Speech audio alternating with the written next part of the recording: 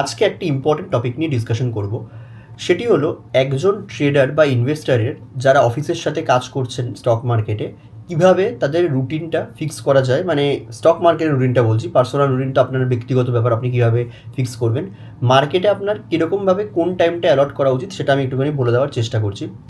তো আমি যেটা মনে করি যে 9টা-8-এর মধ্যে আপনার কিন্তু মার্কেটের সামনে চলে আসা উচিত। মার্কেটের সামনে মানে স্ক্রিনের সামনে চলে আসা উচিত। কারণ কি, 9টা-8-এর মধ্যে আপনি বুঝে যাচ্ছেন যে প্রি মার্কেট কোথায় ওপেন হচ্ছে, মানে মার্কেটে গ্যাপ আপ, গ্যাপ ডাউন বা ফ্ল্যাট কী ওপেন হচ্ছে।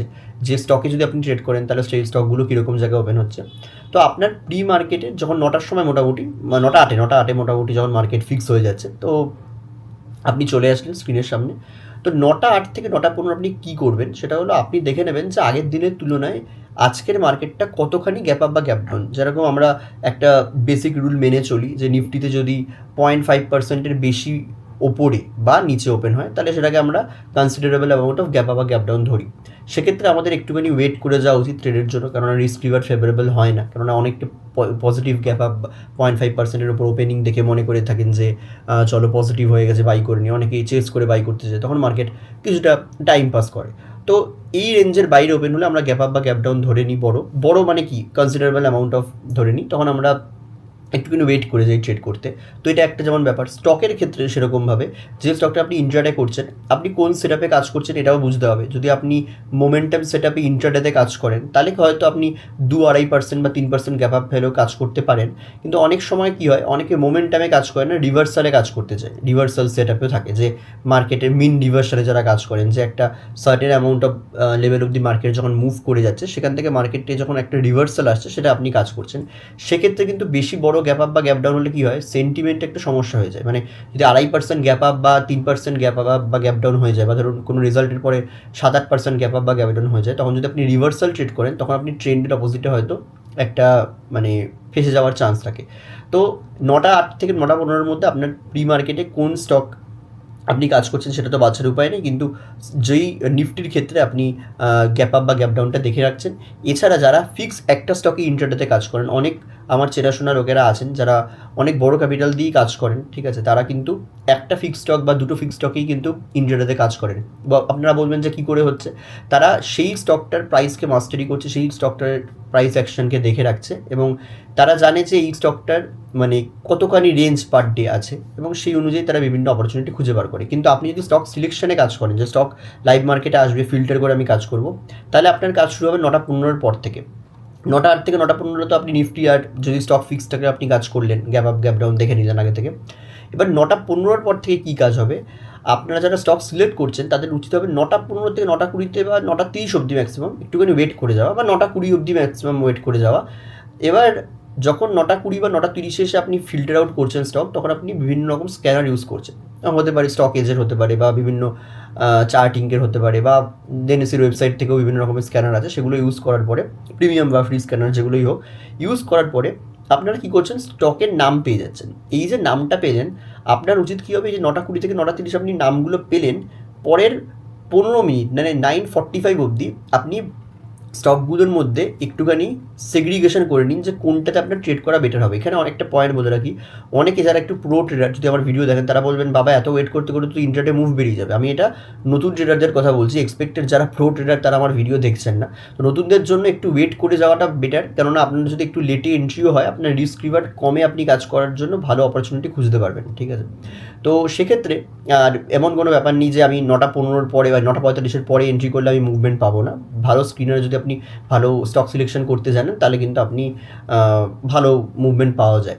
তো যাই হোক, তো 9টা-45 অবধি আপনার কী হচ্ছে, ওই 9টা-20 থেকে 9টা-45 বা 9:30 থেকে 9টা-45 আপনি কী করছেন, যেই স্টকগুলো আপনার স্ক্রিনারে বা আপনার ক্রিয়েট করা স্ক্রিনার বা আপনার যে প্রিমিয়াম সাবস্ক্রিপশন কোথাও নিয়ে থাকলে সেখান থেকে যে স্টকগুলো ফিল্টার আউট হয়ে আসছে, সেগুলোর মধ্যে আপনাকে কী করতে হবে, কিছু ইম্পর্টেন্ট লেভেলস মার্ক করতে হবে। সাপোর্ট রেজিস্ট্যান্স দিয়ে আপনি কাজ করলে সেই হিসাবে, আপনি ইন্ডিকেটর বেসড কাজ করলে সেই হিসাবে, আপনার যদি নিজের কোনো পার্টিকুলার সেট আপ ক্রিয়েট করা থাকে ব্যাক টেস্টেড, সেই অনুযায়ী আপনি লেভেল মার্ক করে নিলেন। এবার আপনি ওয়েট করুন 9:45-এর পর আপনার সেট আপ অ্যাক্টিভেট হওয়ার জন্য। তখন যখন আপনি এন্ট্রিটা নিচ্ছেন, আপনি কিন্তু প্রপার রিস্ক রিওয়ার্ডে কাজ করতে পারবেন। কারণ অনেক সময় শুরুতেই কি একটা ইম্পালসিভ মুভে আমরা ঢুকে যাই, তারপর মার্কেট রিট্রেসমেন্ট করে, রিট্রেসমেন্ট আপনাকে লসে বার করে দেয়, আবার মার্কেট চলতে থাকে। এটা আমার ক্ষেত্রে অনেকবারই হয়েছে প্রথম দিকে। এই জন্য আমি এটা বললাম যে শুরুর দিকে কিন্তু 9:45 অবধি ওয়েট করে কাজ করলে আপনি দেখবেন একটু ভালো রেজাল্ট আপনি পাচ্ছেন। আস্তে আস্তে প্রো হয়ে গেলে তো 9:20 প্রচুর লোক ট্রেড করেন, প্রচুর মানুষ আছেন যারা একটুখানি প্রো হয়ে গেছেন। তারা, আমি নিজেও 9:20 ওপর পরে, মানে 9:20 বেজে গেলেই কাজ শুরু করে দিই। কিন্তু হ্যাঁ, আমি নিজেকে প্রো বলছি না, মানে নিজেকে এরকম বলা যায় না। যাই হোক, তো এবার আপনার কী কাজ হবে যে আপনি মোটামুটি 9:20 অবধি 9:45 আপনি এন্ট্রি করলেন। আপনার কাজ জেনারেলি হওয়া উচিত যে যেই ট্রেডগুলো আপনি 9:45-এর মধ্যে ঢুকছেন, আপনার 11টা ম্যাক্সিমাম 11:30-টার মধ্যে যেন ট্রেডটা টার্গেট বা স্টপ লস হিট করে গেলে আপনার পক্ষে খুব ভালো। কারণ কি, 11:30 বা 12টার পরে মার্কেটে কিন্তু বিগ প্লেয়ার্সরা আস্তে আস্তে এন্ট্রি করতে পারে না। আমি 12টার পরেই বলছি, 12:15 12:30 পরে মার্কেটে আস্তে আস্তে বিগ প্লেয়ার্সরা এন্ট্রি করে। তো মার্কেটকে ক্লোজিং কোথায় নিয়ে যাওয়া হবে এবং কীভাবে ক্লোজ করানো হবে সেই অনুযায়ী কিন্তু তারা স্টকে বাই সেল অর্ডার পাঞ্চিং করতে থাকে। ইভেন কি কোনো স্টকে যদি রেজাল্ট থাকে সেগুলো কিন্তু ওই টাইমে আসতে থাকে আস্তে আস্তে। তো মার্কেট কী করে, সেন্টিমেন্ট ঘুরে যেতে পারে। তো 12:30টার পর থেকে যারা ট্রেড করেন তারা কিন্তু সেকেন্ড হাফটাকে টার্গেট করতে পারেন। আমি বলবো ইন্ট্রাডে কোনো যদি আপনি স্টকে কাজ করেন, আপনার স্পেসিফিক্যালি 1:30-র পরে আর এন্ট্রি করা খুব একটা মানে লজিক্যাল নয়। কেননা আপনি জানেন 3:20 হলো deadline time intraday position square of করার। কিছু কিছু ব্রোকার আমি ইভেন কি ফেস করেছি 3:10 আমার পজিশন স্কোয়ার অফ করে দিয়েছে। এবং পজিশন স্কোয়ার অফ করে দেওয়ার পর আমি যখন তাদের জিজ্ঞেস করি যে ওনারা বলেন যে আমাদের 3:10 টাইম, তো আমি স্টুডেন্টদের বলে থাকি যে তোমরা সেফ সাইডে থাকার জন্য 3টের মধ্যে পজিশন স্কোয়ার অফ করে দাও। তো আপনি যদি 1:30-তে লেটেস্ট, মানে সব থেকে লেটেতে 1:30-তেও এন্ট্রি দেন, তাহলে আপনার কাছে 1.5 ঘন্টা টাইম থাকছে আপনার টার্গেট অবধি স্টকটা যাওয়ার জন্য, আপনি ওয়েট করতে পারেন। তো 3টে অবধি আপনি কাজ করছেন, মানে 1:30টা থেকে 3টে, এইটা একটা উইন্ডোতেও কাজ করা যায়। এটা গেল, আমি ইন্টারনেটের কথা বললাম। কেউ যদি সুইংয়ে কাজ করে, আমি তো জেনারেলি যেটা বলে থাকি যে 1 থেকে 2 PM এর টাইম ফ্রেমটা খুব ইম্পর্ট্যান্ট টাইম। কেননা একটা 4 আওয়ারের ক্যান্ডেল ক্লোজ হচ্ছে আপনার 9:15 থেকে 1:15 সময়, 4 ঘন্টার টাইম ফ্রেম। কেননা 1 ডে ওয়েট করতে গেলে কখনো কখনো মুভ বেশি বেরিয়ে যায়। আর 15 মিনিটস 30 মিনিটসে সুইং করতে গেলে কী হয়, অনেক সময় ভুল আমরা সিগন্যাল পাই। তো 4 আওয়ার্সটা আমার মনে হয় আমার কাছে আইডিয়াল, আমি যেটা দেখেছি ব্যাক টেস্ট করে। তো 4 আওয়ার্সের ক্যান্ডেল ক্লোজ হচ্ছে 9:15 থেকে স্টার্ট করে 1:15 অবধি।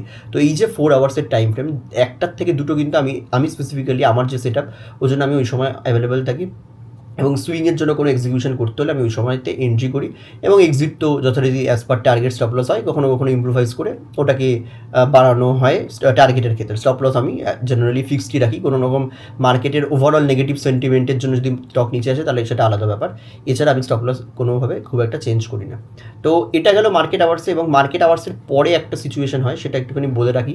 সেটা হলো মার্কেট আওয়ার্সের পরেও কিন্তু আপনাদের বসতে হবে, এবং সেটা নিয়ে আমি একটুখানি এক্সপ্লেন করে জিনিসটা বলতে চাই। আমি টাইমটা জাস্ট বলে দিই যে 1 থেকে 1.5 ঘন্টা যদি মার্কেট আওয়ার্সের পরে রাখা যায় তাহলে খুব ভালো হয়। সেই 1 থেকে 1.5 ঘন্টায় কী করা যেতে পারে সেটা আমি নেক্সট শর্ট ভিডিওতে আমি বলার চেষ্টা করবো। আজকেরটা শর্ট ভিডিও নেই, 7-8 মিনিটের ভিডিও হয়ে গেছে। তো নেক্সট ভিডিওটাতে আমি এক্সপ্লেন করব যে কীভাবে আমি মার্কেটের পরের আওয়ার্সটা আপনাদের ইউটিলাইজ করতে বলছি। তো আজকের ভিডিও এটুকুই, দেখা হচ্ছে নেক্সট ভিডিওতে। Thank you.